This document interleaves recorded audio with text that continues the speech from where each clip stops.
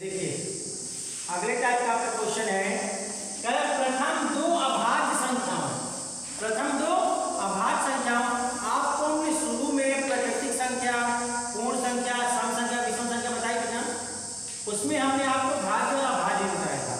भाज्य और अभाज्य में देखिए क्या होता था, 1 2 3 4 5 6 7 8 9 10 ये चीजें थी एंड सो ऑन इनफाइनाइट तक था। लेकिन क्या प्रथम दो अभाज्य संख्या, बेटा याद रखिएगा पहली अभाज्य संख्या कौन सी है, 2 है। पहली अभाज्य संख्या कौन सी है, 2 है, और दूसरी अभाज्य संख्या कौन सी है, 3। और सवाल क्या कह रहा है, प्रथम दो अभाज्य संख्या, प्रथम दो अभाज्य संख्या यानी ये वाली और ये वाली, इन संख्याओं का योग क्या हो गया, तो आपको पता ही हो गया, 2 और 3 क्या हो गया, 5। ठीक है। अगर कह दे सवाल आपसे प्रथम 2 की जगह क्या कह दे, 3, तो अगली संख्या कौन सी है, 5 है ना, बोलिए। तो यहाँ 5 जोड़ देंगे, 3 2 5 5 10। अगर कह दे 4 तो संख्या किसको उठा लेंगे, 7 को उठा लेंगे, 5 5 10 7 17 हो गया। तो इस तरह से क्या है, जब से आप पूछ क्या रहा है प्रथम दो अभाज्य संख्या, तो प्रथम दो अभाज्य संख्या क्या हो गई, 3 और 2 क्या हो गई, 5। सवाल आपसे ऐसे ही पूछता है कि प्रथम दो अभाज्य संख्या, प्रथम 3 अभाज्य संख्या, और प्रथम 3 अभाज्य संख्या से ज्यादा सवाल आज तक बना नहीं है। तो 2 और 3 पूछ ले तो आप 5 को भी शामिल कर लेंगे, लेकिन 4 को भी शामिल करेंगे, क्यों, क्योंकि ये भाज्य संख्या होती है, 2 से कट जाती है। ठीक है, तो जो किसी से ना कटती हो, स्वयं से कटती हो, वही संख्या क्या होती है, अभाज्य संख्या होती है। तो प्रथम 2 अभाज्य संख्याओं का योग क्या हो जाएगा, 5। अभी आपने क्या देखा, प्रथम 2 अभाज्य, या तो क्या था, योग था ना, क्या था, योग, प्रथम 2 अभाज्य संख्याओं का योग। अब आपके सामने क्या है, प्रथम 2 अभाज्य संख्याओं का अंतर। आपको बता ही चुके थे हम,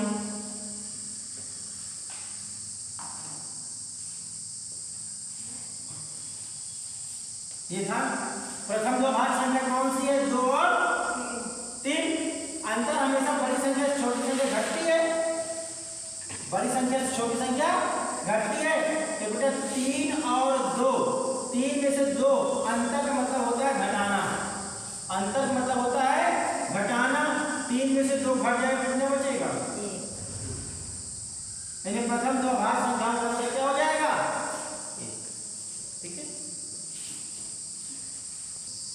देखिए बच्चों, अभी आपको मैंने बताया प्रथम 2 अभाज्य संख्याओं का योग, आपने देखा 1 2 3 4 5 6 7 8 9 और 10।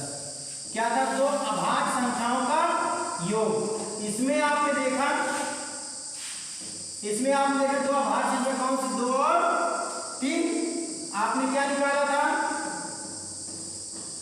योग निकाला था, है ना, आपने क्या निकाला था, योग निकाला था।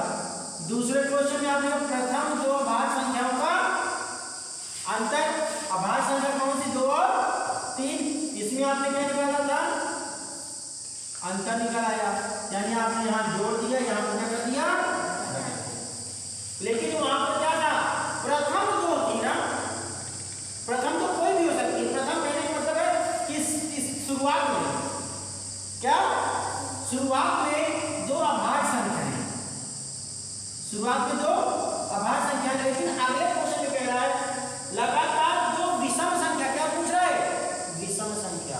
लेकिन यहाँ पर क्या था, यहाँ पर सम और विषम से मतलब नहीं था, यहाँ सिर्फ अभाज्य से मतलब, किससे मतलब था, अभाज्य से।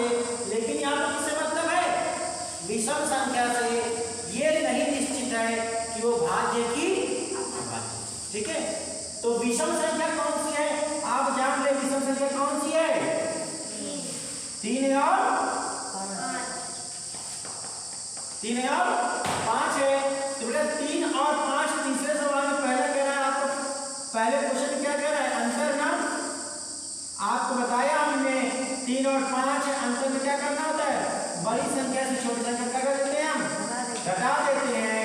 तो 5 में से 3 घटा दें कितना आएगा, हमेशा याद रखिएगा, हमेशा विषम संख्या में दो लगातार विषम संख्या में अंतर हमेशा 2 आएगा। हमेशा कितना आएगा, 2 आएगा। कहीं भी कभी पूछ ले कि लगातार दो विषम संख्याओं में कितना अंतर होगा, 2 आएगा। क्योंकि देखो 7 में से 5 जाएगा कितना बचेगा, 9 में से 7 जाएगा कितना बचेगा, यहाँ पर 11 में से 9 जाएगा कितना बचेगा, अगर 13 होगा 13 में से 11 जाएगा कितना बचेगा, आया कि नहीं आया। हमेशा कभी भी होगा क्या हो जाएगा, किसी भी विषम संख्याओं में, सिर्फ विषम संख्याओं की बात कर रहा हूं, अभाज्य नहीं, विषम संख्याओं में अंतर हमेशा कितना आएगा, 2 आए। अगर आपसे कह दे, अगर आपसे कह दे 2 विषम अभाज्य संख्या, 2 विषम अभाज्य संख्या, क्वेश्चन जल्दी बनता नहीं है।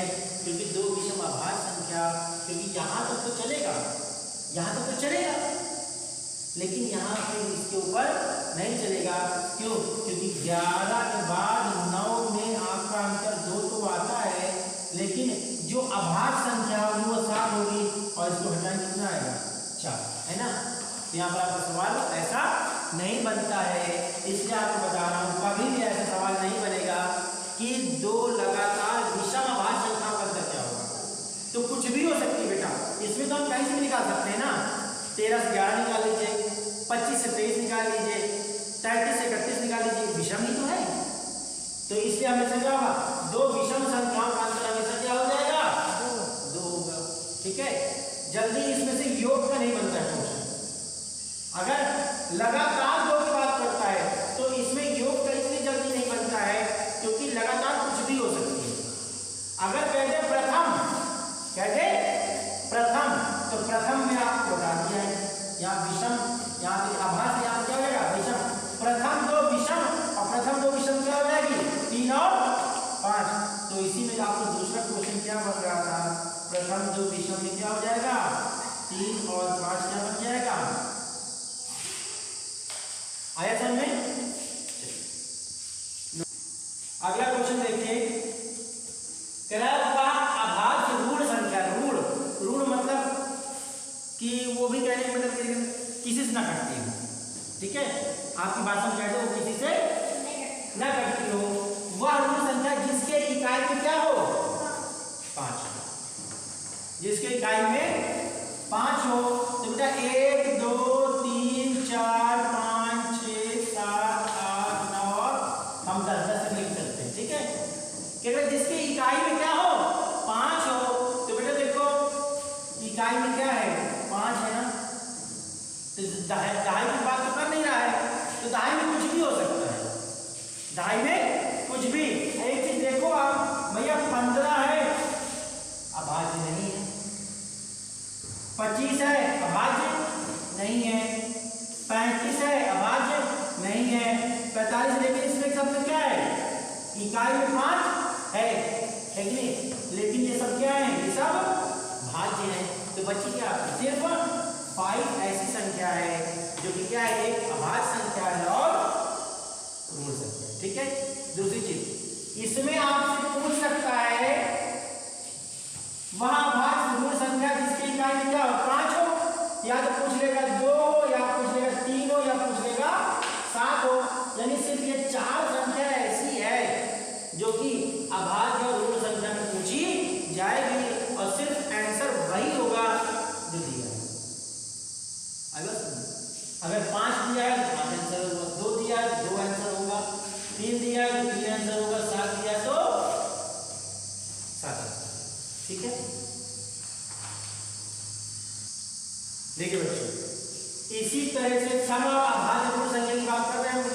वह अभाज्य ऋण संख्या ना, तो यहाँ पर क्या ऋण संख्या ना, और अभाज्य, अभाज्य का मतलब जो किसी से न कटती, सिर्फ स्वयं से कटती हो। जब यहाँ पर लिखती वही है 1 2 3 4 5 6 7 8 9 10 कह रहा है, वह अभाज्य ऋण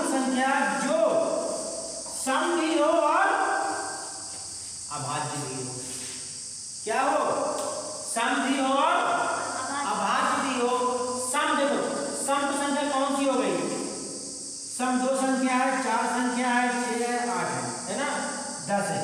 लेकिन अभाज्य 4 भाज्य है, 6 भाज्य, 8 भाज्य। तो ऐसे क्या बची? सिर्फ 2 ऐसी संख्या है जो कि क्या है, सम भी है और अभाज्य। ठीक है, हमेशा कभी भी अगर आपसे क्वेश्चन पूछ रहे ऐसी संख्या बताइए, ऐसी संख्या बताइए जो सम भी हो, क्या हो, सम भी हो और अभाज्य भी हो, तो संख्या कौन सी हो जाएगी? आंख बंद कर लीजिए, दिमाग में लगा लीजिए, सिर्फ क्या हो जाएगा? 2 के अलावा कोई संख्या हो नहीं सकती। ऐसी संख्या जो क्या हो, विषम हो और अभाज्य हो, बहुत हो जाएगा। विषम और अभाज्य, और देखो विषम में क्या है?